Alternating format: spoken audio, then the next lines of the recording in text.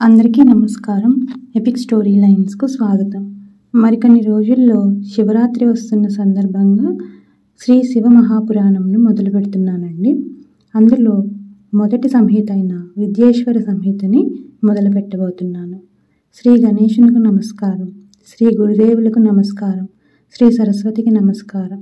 ఇప్పుడు శివపురాణమందలి మొదటిదైన విద్యేశ్వర సంహిత ప్రారంభించబడుతున్నది. శంకరుడు ఆద్యంతము మంగళ స్వరూపుడు. ఆయనతో సమానమైన తత్వం ఎక్కడనూ లేదు. ఆయనకు జనన మరణాదులు లేవు. సృష్టి, స్థితి, లయ, తిరోధాన అనుగ్రహములని పంచకర్మలను ఆయన లీల మాత్రంగా నెరవేరుస్తూ ఉంటాడు. ఆయన పంచముఖుడు, శక్తి స్వరూపిణి ఆయన అంబికతో కూడినట్టి ఆ అవిభాజ్య తత్వాన్ని, పరమోత్కృష్టమైన దానిని మనసులో ధ్యానిస్తున్నాను.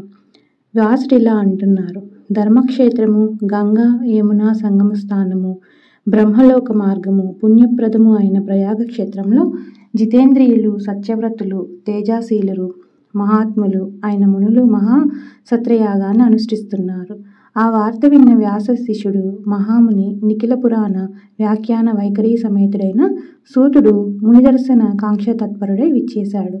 అలా వచ్చిన సూత మహామునిని చూచి మునులందరూ సుప్రసన్న మనస్కులై ఆయనను యథావిధిగా పూజించి వినయంగా దోసిలొగ్గి స్తుతించి ఇలా అభ్యర్థించారు: ఓ రోమహర్షణ, నీవు సర్వజ్ఞుడవు, నీవు భాగ్యవంతుడు. రత్నగర్భ అయిన వసుంధర ఇచ్చే అన్ని సంపదల కంటే విద్యా సంపద పరమోత్కృష్టమైనది అని గదా పెద్దల సూక్తి. వేద హృదయాన్ని విప్పి చెప్పే పురాణ విద్యను నువ్వు వ్యాస భగవానుని సన్నిధిలో నిర్విశేషంగా గ్రహించావు. సారభూతమైన రత్నాలకు సముద్రుడు స్థానమైనట్లుగా అద్భుతుడైన పరమాత్మ యొక్క ఆశ్చర్యగాథలను వివరించి చెప్పిన పురాణ వాజ్మయానికి నీవు ఆశ్రయభూతుడివయ్యావు. ఓ సూత మహాముని, నీవు త్రికాలజ్ఞుడువు. నీకు విదితం కాని వస్తువు ముల్లోకాల్లోనూ లేదు. నీ రాక మాకు శారద పూర్ణిమ విమల చారుత రోజ్వల చంద్రచోష్ణల ఆహ్లాదాన్నిస్తుంది. కోరకుండా వరాన్నిచ్చే దైవ సమానుడవు నీవు. నీ ఆగమనం మాకు అదృష్ట పంట. పండిన పంట ఫలాన్ని దక్కించుకొని అవివేకి లోకంలో ఉంటాడా? నీవు మాకేదో శ్రేయస్సును అనుగ్రహించు. నీ రాక వృధా కారాదు. తత్వాన్ని గూర్చి, మానవులకు శుభాలనిచ్చే విధి నిషేధ రూపమైన కర్మలను గూర్చి గతంలో చాలా విని ఉన్నాం. అయినా తృప్తి లేదు. ఇంకా వినాలనే కోరిక చాలా ఉంది. పరమేశ్వరుని యందు నిశ్చలమైన బుద్ధి గల ఓ సూతముని, నీ నుండి మేము ఒక విషయాన్ని తెలుసుకోవాలనే కుతూహలాన్ని కలిగి ఉన్నాం. అది రహస్యమే కావచ్చు. మా యందు అనుగ్రహంతో చెప్పు. అదేమిటంటే, రాబోయే కలియుగంలో మానవులందరూ దురాచార వర్తనులు, సత్యవాక్య పరాజ్ముఖులు అవుతారని విన్నాం.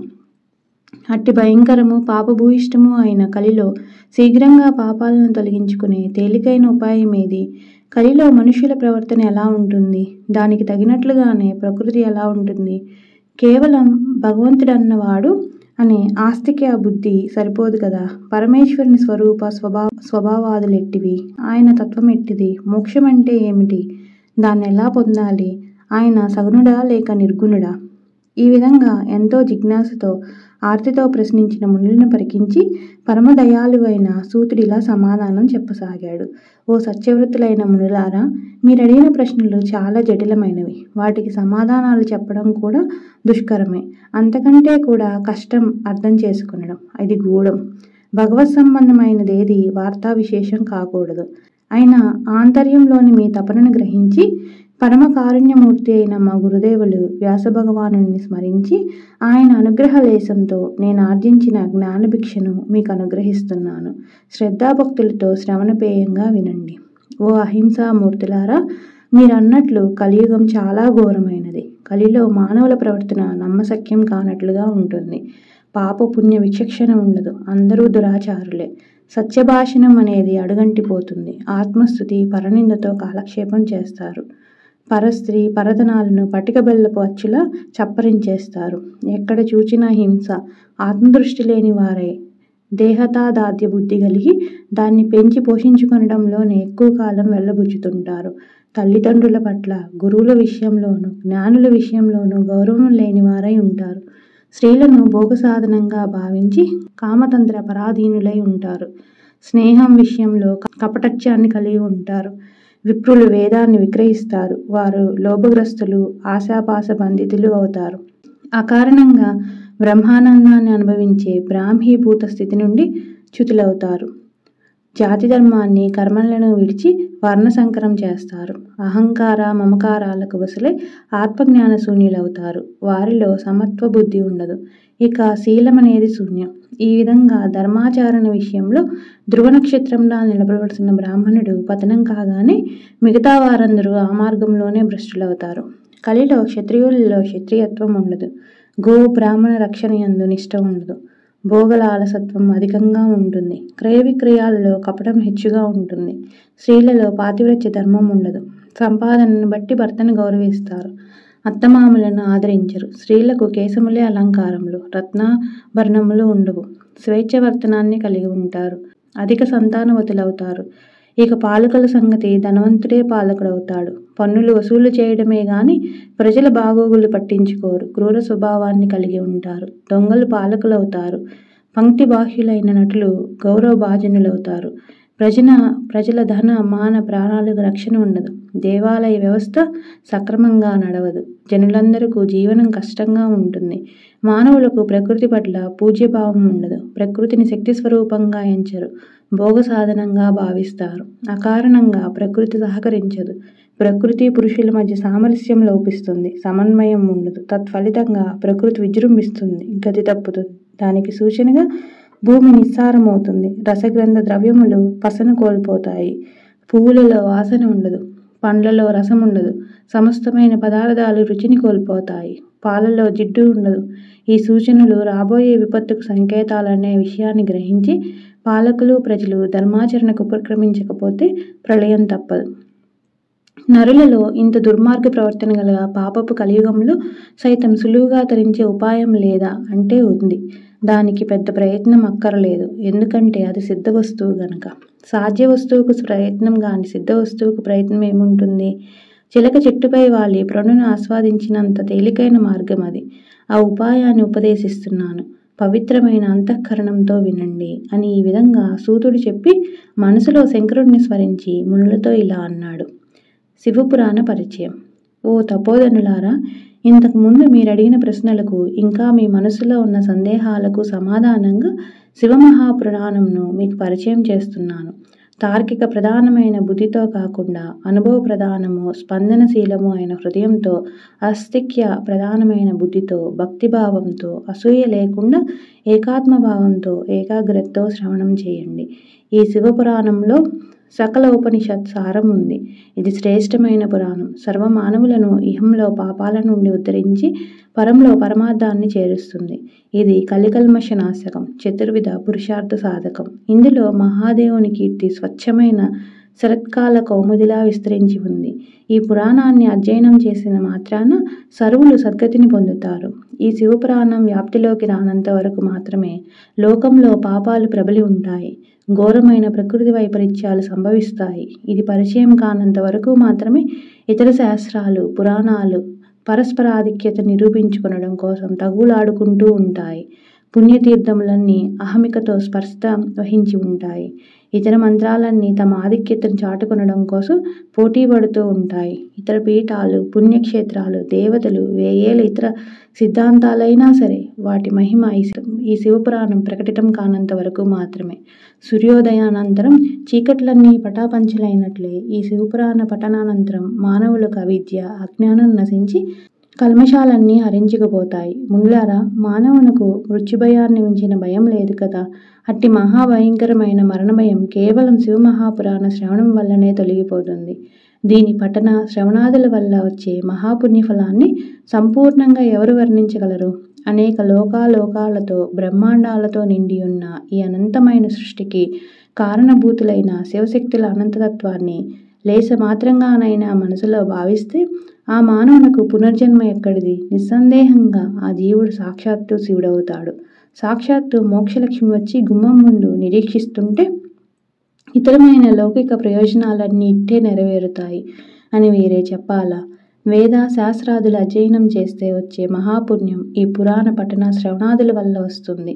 తపోధనులైన మునులారా, ఒక్క మాట చెబుతున్నాను, విశ్వాసంతో వినండి. సమస్తమైన వేద శాస్త్ర పురాణ ఇతిహాస మంత్ర తంత్ర జప, తప, ధ్యాన, యోగాదుల సారభూతమైన జ్ఞానం ఏదైతే ఉందో ఆ జ్ఞానం యొక్క స్వరూపం ఈ శివ మహాపురాణం. పాల యొక్క స్వారం వెన్న కదా, అలాంటి వెన్న ముద్ద ఇది. క్షీరసాగర సారం అమృతం, అట్టి అమృత భాండం ఈ పురాణం. ఈ పురాణాన్ని గృహంలో భద్రపరిస్తే చాలు, వాడు అమృతుడవుతాడు. ఈ శివపురాణంలోని ఒక్క శ్లోకాన్ని పఠించినా, కనీసం భక్తితో నమస్కరించిన సర్వదేవతా పూజ ఫలం లభిస్తుంది. ఎవరైతే చతుర్దశి నాడు ఉపవాసం ఉండి శివభక్తుల సన్నిధిలో ప్రవచనం చేస్తాడో ఆ ఉత్తమునికి గాయత్రీ మంత్ర పునశ్చరణ ఫలం లభిస్తుంది. రాత్రి జాగరణం చేసి దీనిని పఠిస్తే ఆ పుణ్యపురుషునికి వచ్చే పుణ్యం అంతింత అనరానిది. కురుక్షేత్రం, గయ, ప్రయాగ ఇత్యాది పుణ్యక్షేత్రాలలో తన బరువు తూగే హిరణ్యాన్ని వ్యాసభగవానునికి దానం చేస్తే వచ్చే పుణ్యఫలాన్ని మించిన తరగనంత అనంత పుణ్యఫలం ఇస్తుంది. ఇందులో ఉన్న రుద్ర సంహితను రాగయుక్తంగా అహర్నిశలు గానం చేసిన భక్తునికి ఆ భక్తుని ముందు ఇంద్రాది దేవతలు వాని ఆజ్ఞ కోసం ఎదురు చూస్తూ ఉంటారు. 1000 సంవత్సరాలు తపస్సు చేస్తే వచ్చే అంతఃకరణ శుద్ధి ఈ రుద్ర సంహిత పఠనం వల్ల సిద్ధిస్తుంది. భైరవ ప్రతిమ ముందు గాని, మర్రి చెట్టు లేక మారేడు చెట్టుకు ప్రదక్షిణం చేస్తూ గాని ఫలిస్తే ఇక కోటి గుణితం అవుతుంది. ఇది సాక్షాత్తు వేదమే. ఈ సంహితలో ప్రణవార్థము, తత్వము నిరూపించబడ్డాయి. దీని మహత్యం శంకరునకు పూర్ణంగా తెలుసు, వ్యాసభగవానునకు సగం తెలుసు, అందులో సగం నాకు తెలుసు. నేను ఆర్జించిన జ్ఞానభిక్షను మీకు అనుగ్రహిస్తున్నాను. ఈ సంహిత తత్వాన్ని లెస్సగా బోధపరుచుకున్న వానికి మరుక్షణంలో చిత్తశుద్ధి కలుగుతుంది. మనసు స్వాధీనమైన వానికి విశ్వమంతా వశమవుతుంది. సాధనాలన్నీ మనోలయాన్ని సిద్ధింపచేసుకున్నట్టు కొరకే కదా. ఓ ద్విజులారా, ఈ రుద్ర సంహిత నాశనం చేయలేని పాపం లోకంలో లేదు. ఈ అమృత భాండాన్ని మహాదేవుడు తొలుత కుమారస్వామికి ఇచ్చాడు. ఆ కారణంగానే కుమారుడు జ్ఞానమూర్తి అయినాడు. మానవుడు తనకు తెలియకుండానే అనేక పాపకృత్యాలను ఆచరిస్తుంటాడు. దుష్టుల నుండి దానాలను స్వీకరించడం, తినకూడని వాటిని తినడం, దురలవాటు పాలవడం ఇత్యాదులు. వాటికి నిష్కృతి ఈ సంహితాధ్యయనమే. కనీసం శ్రవణం చేయాలి. శివాలయంలోని బిల్వవనంలో పఠిస్తే వచ్చే ఫలం అనంతం. పితృకర్మలు ఆచరించే సమయంలో ఈ రుద్ర సంహితను పఠిస్తే వారి పితరులందరూ రుద్రలోకాన్ని పొందుతారు. ఈ శివ మహాపురాణం వేదతుల్యం. ఇది తొలుత పరమేశ్వర నిర్మితం. ఇందులో విద్యేశ్వర, రుద్ర, వినాయక, ఉమ, మాతృ, ఏకాదశ రుద్ర, కైలాస, శతరుద్ర, కోటిరుద్ర, సహస్రకోటి రుద్ర, వాయు, ధర్మ సంహితలు అనే ఖండములు ఉన్నాయి.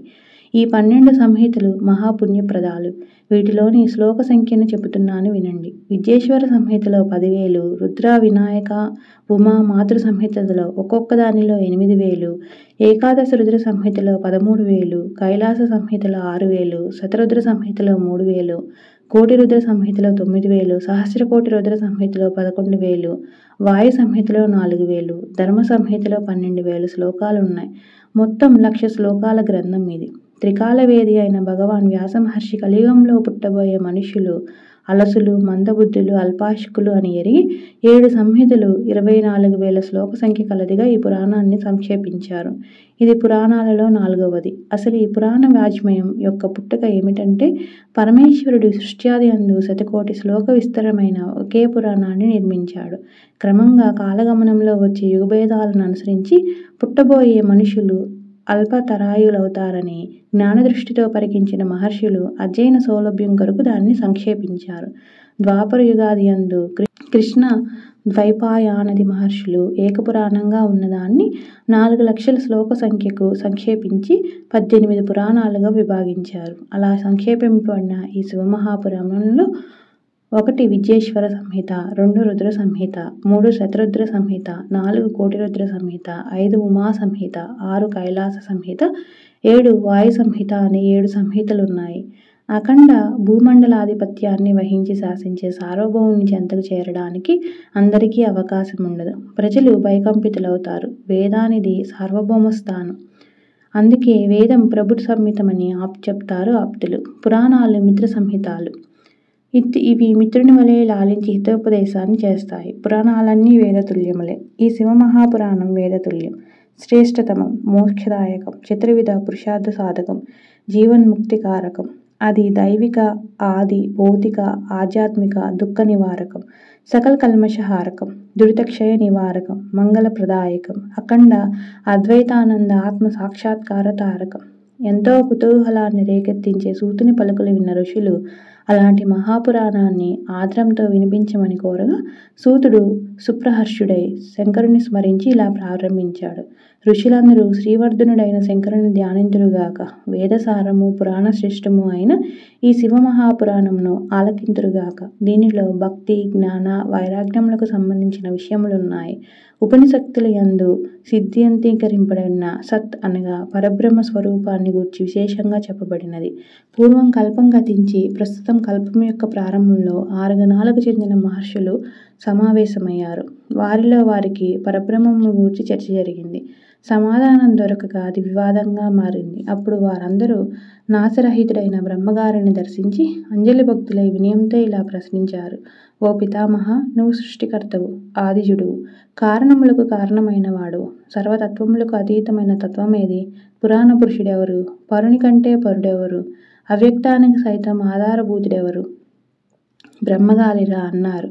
మహర్షులారా, సావధానంగా వినండి. ఎవరిని గూర్చి చెప్పడానికి వాక్కుకు సామర్థ్యం లేదో, ఎవరి మనస్సు కూడా ఊహించనే రాదో, ఇంద్రియములు పంచభూతాలతో కూడిన ఈ జగత్తు ఎవరి నుండి ఉద్భవిస్తున్నదో, త్రిమూర్తుల కంటే కూడా ఎవరు పూర్వుడో అట్టివాడు మహాదేవుడు ఒక్కడే. ఆయన సర్వజ్ఞుడు, జగదీశ్వరుడు. పరాభక్తితో ఆయన దర్శించడం కంటే వేరే మార్గం లేదు. రుద్రుడు, హరిహరులు, ఇంద్రాది దేవతలు పరాభక్తి తత్పరులై నిత్యము ఆయన దర్శన కాంక్షల ఆలసులై ఉంటారు. శివభక్తి ఒక్కటే మోక్షకారకం. లోకంలో చెట్టు నుండి విత్తనము, విత్తనం నుండి చెట్టు ఎలా ఉద్భవిస్తున్నాయో అలాగే దైవానుగ్రహం వల్ల భక్తి వలన దైవానుగ్రహం లభిస్తాయి. కనుక ఓ ఋషులారా, అట్టి మహాదేవుని అనుగ్రహం కొరకు మీరు భూలోకం వెళ్ళి 1000 సంవత్సరాలు దీర్ఘసత్రయాగాన్ని అనుష్ఠించండి. భూలోకం ఒక్కటే కర్మభూమి. యజ్ఞేశ్వరుడైన శివుని అనుగ్రహం వల్ల మాత్రమే వేద విద్యాసారమైన సాధ్య సాధనములు తెలుస్తాయి. మునులిట్లా అన్నారు. పితామహ, లోకంలో సాధింపవలసిన వాటిలో ఉత్తమమైన సాధ్యమేది?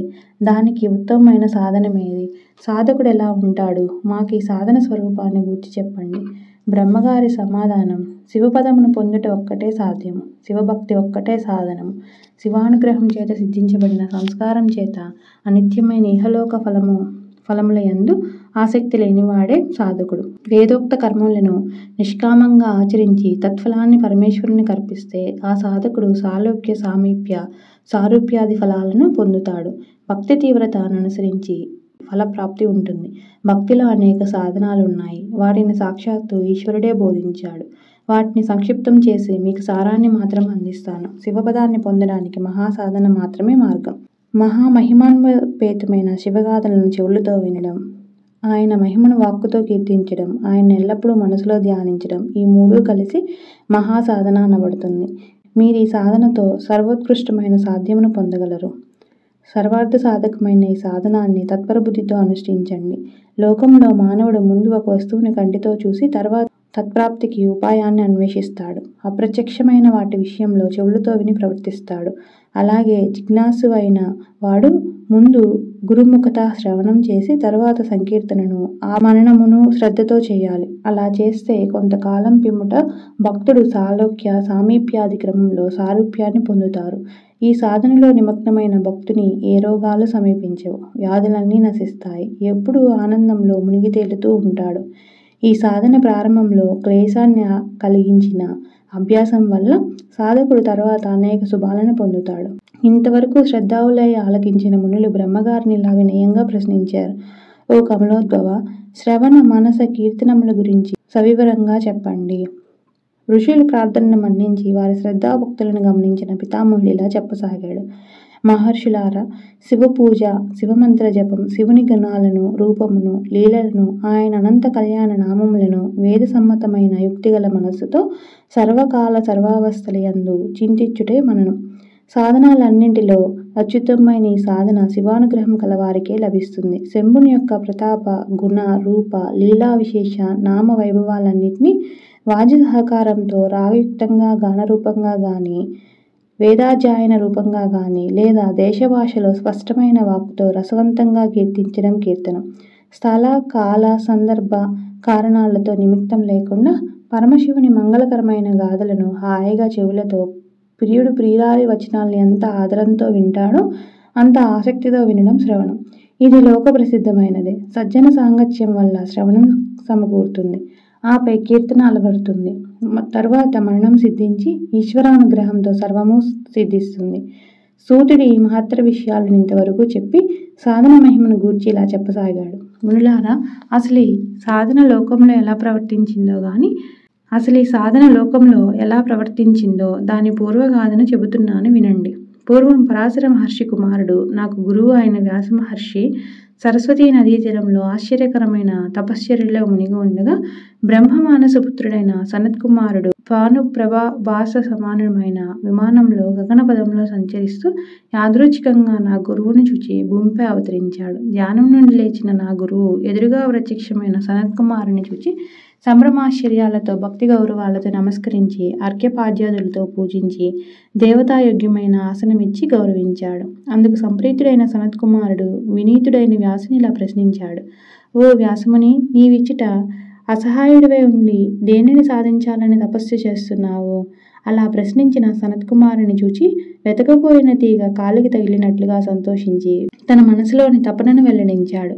సర్వజ్ఞ వేద చోదితమైన ధార్మిక జీవనంలో చతుర్విధ పురుషార్థములైన ధర్మార్థ కామమోక్షాలకు ప్రత్యేకమైన ఆదరణ ఉంది. మీ దయతో నేను వాటిని విస్తారంగా అనేక విధాలుగా స్థాపించాను. లోకమంతా నన్ను గురువుగా సేవిస్తుంది. అయినా మోక్ష మార్గాన్ని తెలుసుకోలేకుండా ఉన్నాను. ఈ విషయంలో నాకు స్థిరత్వం చిక్కలేదు. చాంచల్యం కలుగుతోంది. చాలా ఆశ్చర్యంగా ఉంది, అశాంతిగా ఉంది. కారణం తెలియడం లేదు. మోక్షార్థినై ఈ తపశ్చర్యకు పూనుకున్నాను. వ్యాసుని ఆవేదనను, జిజ్ఞాసను, అంతరంగాన్ని అర్థం చేసుకున్న సనాతుడైన సనత్కుమారుడు దయాదురి దృష్టితో తన అమృత వాక్కులు ఇలా వినిపించాడు. కుమార, వ్యాసముని, పూర్వం నేను కూడా మోక్షార్థినై చిత్తచాంచల్యంతో అనేక ఇతర సాధనాలతో మందర పర్వతం మీద తపస్సు చేశాను.